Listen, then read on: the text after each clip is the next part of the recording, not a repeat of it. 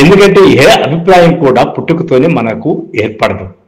మనం పెరిగేటటువంటి వాతావరణం, మన చుట్టూ ఉండే సమాజంలో ఎలాంటి ఆలోచనలు, ఎలాంటి వ్యవహారాలు ఉంటాయో వాటి ప్రభావితంతో ఏది మంచి, ఏది చెడ్డది అని ఆలోచించే గుణంలో మన హేతువాద దృక్పథాన్ని బట్టి, మన ఆలోచన విధానం బట్టి, మన మీద ప్రభావం చేసినటువంటి శక్తులు బట్టి మనకు కొన్ని అభిప్రాయాలు ఏర్పడతాయి.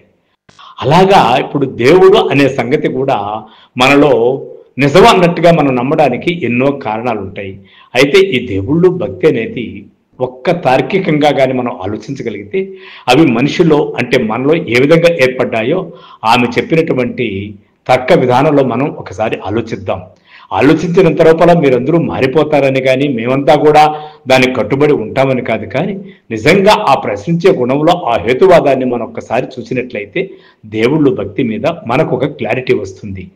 ఆమె చెప్పింది తప్పని మూఢంగా ఆలోచించే వాళ్ళు కానీ, ఆమె చెప్పింది రైట్ అని ఆలోచించే వాళ్ళం కానీ కాకుండా ఒక ఆలోచన విధానాన్ని ప్రవేశపెట్టే బాధ్యతగా ఆమె చెప్పిన విషయాన్ని చిన్న వీడియో చేయదలుచుకున్నాను. సో ఫ్రెండ్స్, నా యొక్క ఈ సబ్జెక్టు మీకు ఎంతమందికి నచ్చుతుందో, ఎంతమందికి నచ్చదో, అసలు ఆ అభిప్రాయాన్ని మీరు ఎంతమంది వ్యతిరేకిస్తున్నారో నాకు తెలియదు, కానీ చెప్పాల్సిన బాధ్యత నాకు ఉంది కాబట్టి ఆ విషయాన్ని మరొక్కసారి సోషల్ మీడియాలో అంటే వీడియో రూపంలో చెప్పాలనే ప్రయత్నం.